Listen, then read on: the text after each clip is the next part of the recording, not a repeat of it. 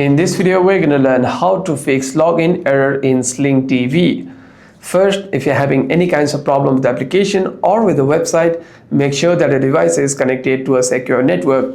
Swipe down on your control center and turn on your Wi-Fi or cellular data, however you prefer, and connect to a secure network. By doing so, you shouldn't be having any internet connection issues. However, if there's any other problem with the logins, you can simply open your browser. And on the search bar, you want to type in Sling TV. Click on search and click on Sling TV website. After clicking on the website, you'll see a login page which will look something like this. And here you want to type in your email address and password over here to sign in. Click on sign in to log in into your account.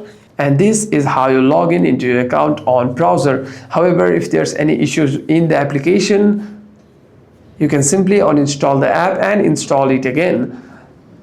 And if that doesn't solve the problem, you can simply restart your device and open the app again. Hope this video was helpful, and if you have any further issues, make sure to leave a comment down below.